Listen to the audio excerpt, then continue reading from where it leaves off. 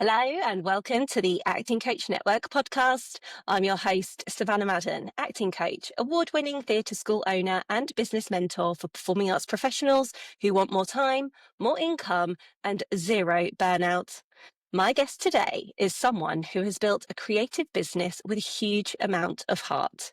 Katy Batchelor is the founder of Zozimus Drama in Northamptonshire, a company that gives children the chance to explore their creativity and build confidence through drama without the pressure of a performance at the end. A former secondary school drama and music teacher with a background in youth theatre, Katy saw firsthand how many children were put off by the expectation to perform, so she created a safe, imaginative space where storytelling, role play and puppetry could allow children, particularly those who are neurodiverse, anxious, or quietly creative, to express themselves freely and feel truly seen. Since officially launching in April 2021, just as we were coming out of a pandemic, Zozimus Drama has grown not only into a thriving community for young people, but also into the Zozimus Drama Business in a Box, a ready-to-run program that helps others start their own drama business without the constraints of a franchise. Katy is passionate about helping other creatives build sustainable, purpose-led businesses, but she's also honest about the realities, the juggle of wearing all the hats, the pressure of doing it solo, and the toll on mental health. Today, she's here to share the highs and challenges of building a business that doesn't fit the traditional mold, and why she believes drama can be at its most powerful when it's not about being on stage at all. Katy Batchelor, welcome to the Acting Coach Network podcast. Hello, thank you for having me. Very exciting. It is very exciting. I don't want to waste any time. Let's get straight to it. So I always like to start by asking about the beginning. So can you take us back to when you first had the idea for Zozimus Drama? What was happening in your life at that point? Well, I had just had my second child, and I was going back to teaching part-time, which I didn't really want to do. And I realised that I loved doing all of the shows and all of the choirs and seeing how much the children could thrive and grow within that. But I also remember those children that were a little bit shyer or really would have proper stage fright. And I just thought I really wanted to create something that you could use drama to build confidence and imagination without any pressure. So, playing around with the idea of stories, especially as I like bringing them to life with my own children, I thought that would be a good place to start it and go from there, really. Sounds amazing. And how did your years as a secondary school drama and music teacher and all your youth theatre background shape what you've now built? I think it's just working with children, but also I think it was when I directed Les Miserables school edition, and there was a kid that I managed to drag into doing it, initially dragged in.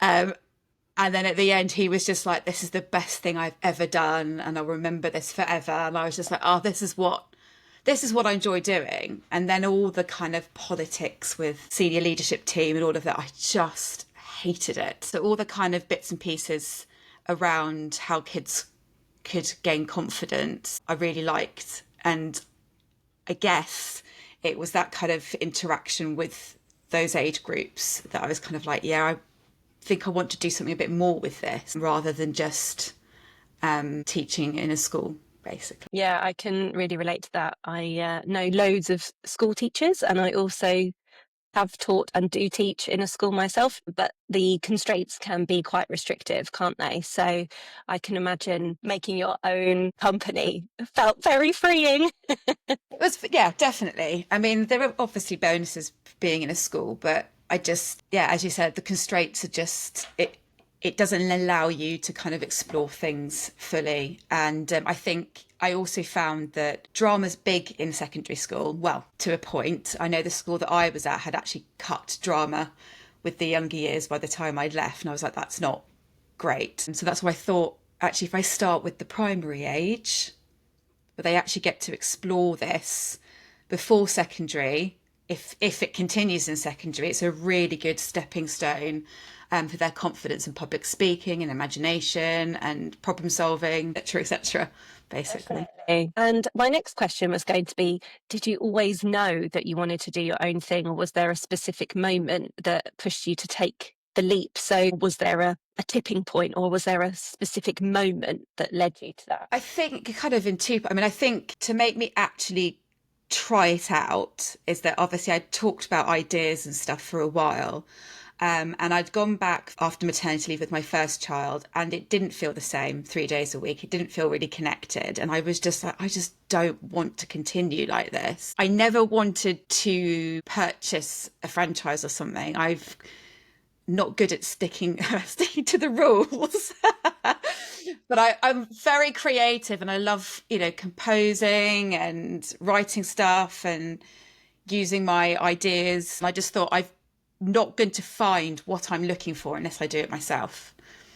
Amazing. So one of the most striking things that has made me think about you and Zozimus Drama is that you deliberately don't do shows or performances. So can you talk about why that's so important and how parents and schools have responded to that? So my background is performing. I've always loved performing. I direct youth theatre where we do massive musical productions. But essentially, there are loads of children out there that want to explore these things. But the minute they're on stage, it's just terrifying. They can't see past the faces and the lights and everything. So when I began, I did say that it wouldn't be with parents watching, but I did used to do a show and tell at the end, thinking then they can see something at the end of a term. But the kids just clammed up, or they would play up, or they would just not do the lesson. And I thought, what it's about, this is about having a safe space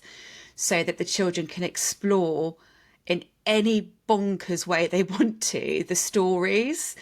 And it varies from the different age groups. The younger ones are a lot more about basing it around a story and then them coming up with their own ideas and taking it on random, I guess, imaginative play angles, which I have to rein in sometimes because it could go on for hours. But seeing the growth in the children has been brilliant. And the way that I get past parents not seeing them in shows or show and tells is I have a WhatsApp group for each class where we update them with some pictures or things that their children are doing, so they can then have those discussions with the kids when they're kind of like, how was Zozimus Drama? And they just go, ugh. But I heard you were an alien today or something. And that has worked really, really well. So it's become, I think people are realising the benefits of drama. And then those kids that have gone, really thrived and go, I want to do more, have gone to go and do more as well. And others have just had it as a stepping stone for their confidence, which has been great. The WhatsApp group's a really good workaround, isn't it? It's a really good way to still keep all the parents engaged and involved and part of their child's journey, but without them being there live in the room. Apart from gaining confidence and extending their imagination, what else do you think children gain when you remove that element of pressure? I think they have a sense of freedom, that doesn't matter making mistakes. I think they definitely have that initial freedom in the younger group, which I call curiositors. Love that when they name. go into the next group, which is wonderators, I initially, because I let them go I encourage them to go off into groups and put their own thing together. I have had the younger ones who've just come up going, but what if it's wrong? And I'm like, there is no wrong. It doesn't matter. And if they don't want to show each other stuff, they don't have to. But I always model things, and I love clowning around and making them laugh, which is really important to show that being silly, it doesn't matter, and they can all have a laugh with you. I think recently it was with my older groups. I've got one class which is kind of moving into secondary, but it was a really hot day. And I'd just been doing the colour run with my child's school, and I'd lost the plot. I think I'd gone in and we had a new starter, and I went a bit crazy. And at one point, one of my 11-year-olds said, Katy, you need a timeout. And I was like, okay, because I'd gone so hyper because I just had, and then the minute I got home, I mean, I'd passed out. I obviously was overheated over everything. But yeah, but it's nice that we've got that freedom to share things with each other. And I always talk about it as a Zozimus family, drama family, there to support each other and stuff, which is really great. And I think it's really important that you are there, in your words, clowning around with them to show that adults can be silly as well as children, right? Because Yeah. I think that's so important to lead by example for a start. And secondly, you can't be what you can't see sometimes, can you? No. When it came to like improvising when I was younger, terrified me. I didn't want it to be wrong. Actually, Hated it. I absolutely hated it. Whereas now it's one of my favourite things to do. Same. Because it's same. basically doing imaginative play and making it up as you go along. But it's so we do so much of that. It's really good for them to realise that it's about thinking on the spot, isn't it, really? And I think a lot of people forget that. They go, oh, drama is just about being an actress or performing. And you're like, but actually there are so many skills that help shape and grow the children. And improvisation is one that we really push quite hard. And if they go, oh, I'm like, no, there's no wrong. And I just obviously put on some very bad accents, so I'm not great at doing. But I get to play every character and be really silly. So that's fantastic. So that's really interesting that you say that you didn't like improvising as a child, and neither did I. And what that leads me perfectly on the next point I was going to make. I don't know if this was the same for you, but perhaps it was because our spaces didn't allow us to feel as safe as we wanted to, because we could have been, I certainly was, a child that wanted to get things right all of the time and had quite a lot of perfectionism tendencies. Exactly. And what you promote at Zozimus Drama is that it's an incredibly safe place for everybody because it's very inclusive. And I know that you're really passionate about creating safe spaces for children to ensure that they feel seen. So I imagine improvisation is one of those tactics that you use, but how else do you go about building that sense of safety and belonging with your students? I think for being a child of performing arts and doing lots of shows and things like that, unfortunately, you get a lot of drama queens, is a nice way to put it, some kind of quite unpleasant characters. It brings out the worst in people that want to be in the limelight and then can be really unkind. And they have the opposite side, obviously, because it kept going. You just had to kind of ignore that. But that is not tolerated at all in my classes. And I constantly make sure that we're supportive of each other. And it does crop up every now and again. But essentially, I think it's because they're allowed to come up with their own ideas. I never shut any ideas down. We have little chats with each other, make sure that if we feedback, we do a lot of positive things. Yes, sometimes as they get older, it's a bit of like how to make it better rather than just... but equally, I think because they're not performing to anyone except for each other, which sometimes if they're very shy to start off with, they'll join in together and then I get them to show stuff and they're like, no. And I'm like, well, that's fine.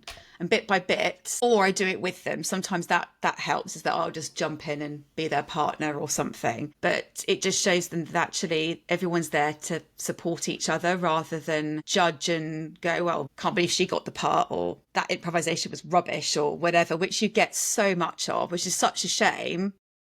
But because of that performance element being out of it and doing shows, which don't get me wrong, I love them. I love doing that side, but it's not for everybody. I guess it's a bit like sports, isn't it? You get to a certain age and it's all about being on a team. It's all about playing for a team. And actually, where's the fun bit gone? The bit that Absolutely. they learn skills from, but don't need to be the best at it to be performing. They can just use their imagination and creativity or skills to kind of enhance their enjoyment with everything, basically. And it sounds to me that because it is so child-led, obviously you will have planned your sessions and you'll have a structure and objectives that you want to meet. But it sounds to me that it's very much led by them and their creativity and their imaginations, and that they just can't get anything wrong. So there's nothing to lose, is there? And I imagine that's one of the other reasons why it just feels like such a safe space. And the fact that you talk about how you're a family and a community, a lot of the time those words will reinforce that. And I want to ask, have your understanding of children's needs changed since you started your Zozimus Drama Business? Well, yes, it has actually. I've always struggled with mental health, generally anxiety and depression, but I've always felt there was something wrong. There's something wrong with me when the way I forgetful, do things a bit scatty, jump around from thing to thing and start thousands of projects all at once and all of this sort of stuff. And then a few years ago, I had a parent that came along and her child was on the spectrum, not sure what it was, but she wasn't sure, but they were looking into it. But she was yabbering away to me and said, oh, well, yeah, and I've just been diagnosed with ADHD. And I was like, oh, that's interesting. I've never heard about it in women. I was just interested and did a little Google. And I was like, oh my God, it's actually me. I'm reading about myself. And then I thought, well, that makes sense because my youngest daughter, we've definitely known there's something. And I thought she fits into this too, if not actually autism as well, which we're on that pathway at the moment. So it made me kind of more aware of it, and I got diagnosed, and then it's really heightened everything, especially with my own daughter as well. And it's realizing that actually it's a different way that children's or adults' brains work. But we're a highly imaginative group of people, and prescriptive ways of reading and writing and all of those things don't always work, and they need places to go and express and explore where they can have their mask down, because masking is quite a thing that a lot of neurodivergent children do to try and look like they're the part in school. And then they get home, like my youngest does, absolute meltdown. But they're able to kind of have the mask down and have fun and express in a safe space. So it has warranted like more children coming in. Obviously, there are limitations with levels of need because there's obviously one teacher. So sometimes it hasn't always worked out. But the difference in those children, or hearing about how they've looked forward to coming, how they've been able to make connections with things. I use stories. We don't have scripts and stuff out, but that has actually encouraged them to be like, oh, I wanted to find more about that, or read it, or things like that as well. So, I mean, neurodivergency is becoming more of a thing because there's more understanding around it. And schools especially are trying, but the system doesn't quite work. And things like drama, if you can personify bits and pieces or get them to look at it in a different way, those children can access it better. That is something I'd love to explore more, but it's a big, wide old topic. And well, I could go on about it for hours about the education system, but it's definitely changed and it's made the sessions more welcoming. Well, first of all, Katy, thank you so much for sharing your personal story with us. I cannot tell you how many people will be resonating with you right now. Most of our audience are in the performing arts sector. I think it's a lot more common for people in the performing arts sector to be neurodivergent. And I imagine a lot of people are feeling very seen right now. And if they also have children who, then I think they will really hear you as well. So that's the first thing I wanted to say. And secondly, I just love how you've used your own personal experience to have such a positive influence on your company and your inclusivity and everything. It's just amazing. And I know that you really want to explore this side of education and life and the world in more detail. So yeah, watch this space, everybody. And you know, we all just heard there how heart-led you are, and it's such a heart-led creative business. We all know that it can be the most rewarding job in the world, but it's also incredibly overwhelming because we invest so much into our passion and we love working with all these incredible youngsters. But what have been some of the biggest challenges for you? I think it's going from a job which has structure but also creativity in it, for teaching in a school, to doing about 1,000 different jobs in one. learning about marketing and sales, budgeting, and it's constant and coming up with new ideas, and it's having to wear so many different hats all the time and hoping to kind of make some money from it as well as enjoying it. And things don't always work out all the time. You have to kind of chop and change. And you think you've cracked it in terms of, you know, getting loads of people in, then suddenly it goes quiet again, and it's very demanding how much it has to chop and change, and it's incredibly hard to switch off. One benefit of having your own thing is that you've got more flexibility, but I do find it hard to actually switch off and turn off my devices and things like that, and to not keep at it. And it takes its toll, really, which is hard, like, because there's so many amazing things with it. And perhaps if I'd purchased a franchise or something, a lot of that stuff that I've spent lots of money on that didn't work or whatever, it would have just been done and I could have just done it. But that wouldn't have worked for me because I have too many ideas and things. So I'm kind of my own worst enemy. But yeah, I mean, at the beginning of this year, with looking at expanding the business in a different direction, was meant to be a really positive thing, but I went into complete burnout. And it's only recently that I've come out of it and being able to see clearly, because I think it was just too much in my head going on. And I just hadn't taken the time to kind of reset and go, it doesn't matter. Like, you're putting these own pressures on yourself rather than anyone else giving you that deadline of things. It's yourself that's doing this. I had a holiday actually with some friends, and they came back and I felt like a different person. And it's also being able to kind of look at everything and go, right, is this urgent? Because I tend to want to do everything now. And I've written out things before and gone, how much time is this going to take? And I've gone, right, I'm guesstimating 8 hours, but I only have 3 hours of the day left. And God, that's not going to work. So yeah, it is a juggle, but very rewarding at the same time. I'm very proud of what I've achieved in the last 4 years and how it's grown and changed, and finding the right formulas and the things that always work. Many people will be identifying with being burnt out as well, right? This is what this podcast is about. It's about sharing how our burnout shows up for us, how we get to that stage, what leads us there, and then what do we do about it? Because once you get to absolute burnout where you literally can't do anything, well, then you're no good to anybody. But if you are able to recognize any of your triggers, any of the things that are mounting up, and then how to deal with it, then that's the best thing that we can do. So how does burnout show up for you? Definitely at the end of my tether. So I've got no patience left. I'd say my anxiety flares up, which is very debilitating. Even if you think you know what set it off, because it's such a physical response. However much I try and talk myself out of being, don't be so silly, you know, it's really hard. And equally for me, I just was out of ideas and enthusiasm. All my passion had just gone to zero. That's which really was quite tough, upsetting, isn't it? because it was really tough. Because I was like, this is the whole point of why I've done this. I don't want to just go, oh, I quit.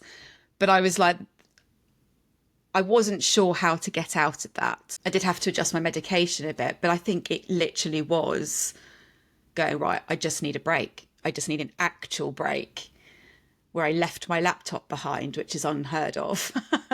Yeah, I can't believe I you had did that. It's brilliant. 4 or 5 days. I know. And it was exactly what I needed. Because I think besides the business side, I'm a full-time mum. You know, I have a husband that has a fantastic job working in Formula One as a photographer, but he travels a lot. So half the time it's me. So I've got 2 young children trying to run a business, if not 2, if not maybe 3. As I said, my own worst enemy. But it's hard juggling it all, and trying to be present for everything is really, really tricky. I mean, I knew something was wrong, but I was just like, I don't know how to reset it. But it actually was having a break or a holiday or just literally time out to go. I think probably because actually, even if I'm not working and the kids are here, we're on 24/7. You don't properly chill out. So, I mean, obviously, I'd love to be able to go on holiday every year with my friends for a long weekend. Just not going to be the answer all the time. But having time that was just for me and I don't have to think of any or worry about anything else was the reset that I needed to kind of move forward and get creative. Amazing. Apart from going on a lovely holiday with your friends, as you say, it's probably not the most sustainable thing and probably not something that you'd be able to recommend to everybody. But in your experience, how do you manage balancing teaching, parenting, and growing multiple businesses? I don't know. It's very hard. It's finding different ways through all the time, really. It's just a bit constant, really. I think what I have started doing now is reaching out and having support in getting more staff on board so I can pull back on certain elements and delegating things that I don't need to do all the time. But equally, I've just started only more recently creating a sort of time blocking thing and realizing I'm putting far too much on myself and I have to just go, okay, it's just not going to happen. It doesn't matter. And it's kind of having that mantra a little bit that if it has to be done urgently, fine. But the other things that you're saying are urgent, really, whose pressure are you putting? Is that from? My boss is me. So I'm really mean to myself, I'd say. And I think generally it's trying to be a bit kinder, which is I do find hard and get told a lot by people. Even you have said, be kind to yourself. And it's slowly sinking in. You need to speak to yourself a bit more like you would speak to your best friend, is what we've talked about, isn't it? But I think from what I can see is that you are just living life in real time all of the time. So you're just dealing with whatever is in front of you, which I think is a really good place to be, because it means you're living in the moment. And as you said earlier, you look at a task and you think, right, how long is that going to take me to do? Okay, 8 hours. Well, I don't have 8 hours today, so I'm not going to start it today. Let's have a look and do another time of tasks and get that done. The fact that you've started building your team now, which we'll get onto very soon, and delegating is an amazing breakthrough for any business owner. It's like the moment where you know that growth is just around the corner. So it's just the biggest tip for me to anybody who is getting to that point where they're starting to feel like they might be approaching burnout, they might be a bit overwhelmed, things are starting to get a bit too much. That is the time to start thinking about bringing at least one extra person into your team. But have you ever got to the point, Katy, where you've thought about stopping or scaling back, or have you just kept on going? I'd say after, I think it was actually, I mean, it was only been going for 6 months, but there was a bit of a dip in, I think it was January 2022. Like, oh my gosh, everything's not flowing like it was. And then I found a business coach, which kind of reawakened it, rebranded, resorted everything out. But I'd say the one that's been most recent is most recently, where the enjoyment of teaching even went. And I was just like, what is going on? And the thing is that kids are wonderful, but if you're not feeling well, even if you're trying your hardest to cover it up, they know, and not in a way that they're deliberately being horrible or difficult, but they just seem, it's like it's finding your weakness and they push it. And then it just means you just go, and I'm like, I don't want to snap or tell children off. This is not what I'm here to do. And that, I think, really made me go, oh, what am I doing? Is this right? Do I need to fully pull back? Do I still want to do this anymore? And that was the first proper time that I was like, this is worrying. But then obviously I found a way to reset, sort out my medication and tried to work on my, what's the word I'm looking for? Look at things a little bit differently. Yeah, that's the word I was looking for, mindset. Yes, I still want to pull back a bit because I think I'm moving in a slightly different direction. You're probably moving into, transitioning into another season of your career, aren't you? I think so, but I've gone back into enjoying elements again, which is good, thank goodness. We all have these peaks and troughs, don't we? We're just humans at the end of the day. And I think as theatre school owners, drama teachers, coaches, dance teachers, we hold ourselves to such a high level because we work with young people. You know, we've got to set an example. We've got to be on all the time. And a lot of people, I don't think, have that same amount of that type of pressure in their job. They might have a different type of pressure, of course, but we hold ourselves to a very high account. with good reason, because it's a really important job working with young people. But we are just human, and we have to remind ourselves of that. And we're allowed to have these peaks and troughs in our teaching life or in our career. And the fact that you acknowledged it and then did something about it is just amazing, you know. And if it was that you just thought, do you know what, maybe teaching isn't for me anymore, and I'm going to delegate everything to people that are able to give the students what they need, and then so be it. But you're not at that stage at the moment.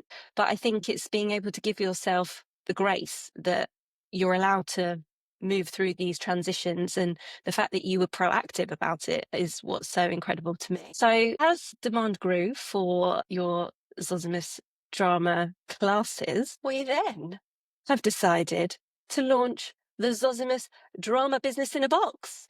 So how did that come about? So I'd always loved the idea initially of franchising, having a big team that I can kind of mentor. But being in the children's sector, after a while, I was like, it's getting a bit saturated and it's very stressful, because even though you can find some amazing people, a lot of them I'm coming across are neurodivergent like me, and our organisation is awful. The stress of trying to manage those people and make sure that they're following all the rules and regulations, I just didn't think I wanted to do that. But I really wanted other people to spread what I've created. Essentially, it enables people to literally purchase a kind of startup of Zozimus Drama, and it's theirs for a certain amount of money. And then there's a tiny subscription to me for them to have monthly coaching and a few other little extra bits and pieces. So they've got that. So we've still got the community, but everything's theirs. You don't have to give fees and stuff. And I know that some people might go, oh, but then you're not getting all the money. But a part of me is just like, well, that doesn't actually matter to me. This is a better way of kind of spreading it without too much stress. There's always stresses. Yeah. And they have to purchase it from you with an initial down payment, don't they? So, absolutely. you know, they are investing, and you are gaining from a financial perspective in that regard. The subscription is $39.99 a month, and that's it. So even if you wanted more territories and you purchased those from me as well, you still wouldn't pay any more a month to secure those. It would just be that, and you get the community of other providers. You get support from me when you're just not sure what you need to do.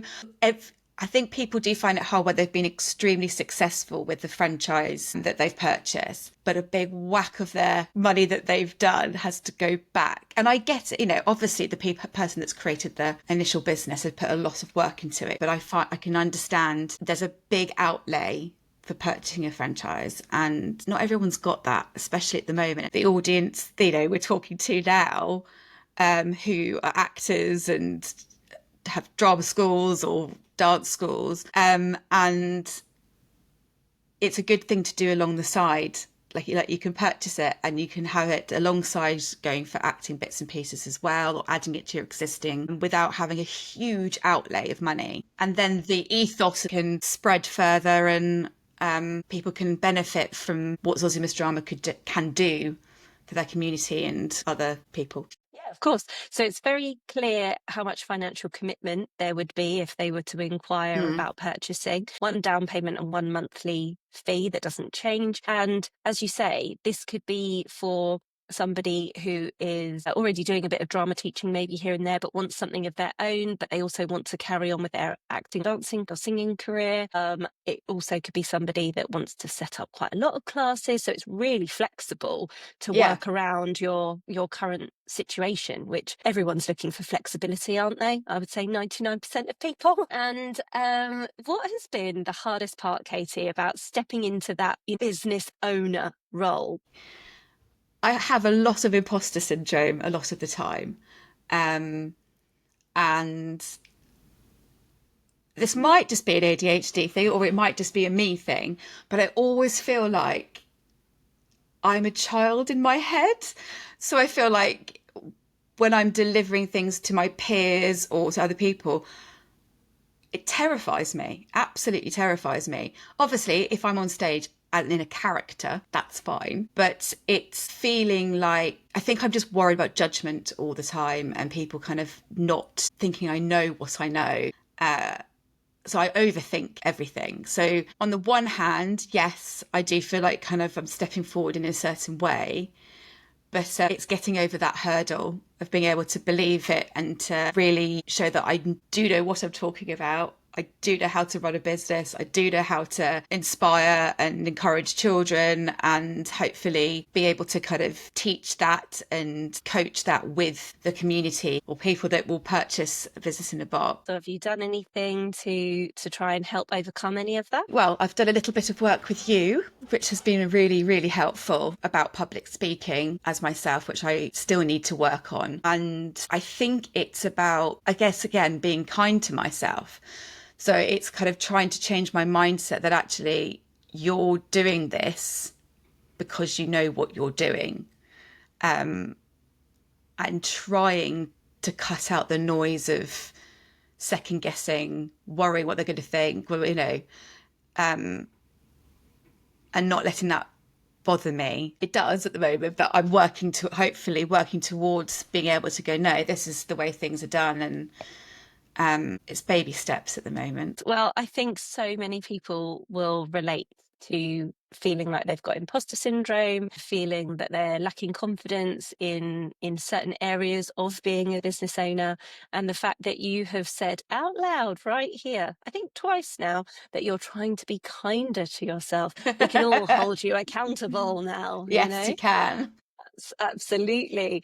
That's fantastic. So your idea of success evolved since you launched Zozimus Drama and then had the idea to create your business in a box? I think it's actually seeing that what I've created in terms of like the ethos and the lessons that are delivered, that others can do it as well, and seeing the benefits that the children gain from that, and also feedback from nurseries and staff just saying this is absolutely brilliant how you're able to kind of work with well-known stories and pull out language and just having fun with them. That is a huge success. And I kind of sometimes look back on my Instagram at where it started. I started with like curiosities, and then I went and did parent and toddler classes for a bit, which would still work now. But as I said, I'm terrified of parents and adults. So even though I did it, it wasn't in my comfort zone. However, like at nurseries is fine because they're really just engaging with the children. So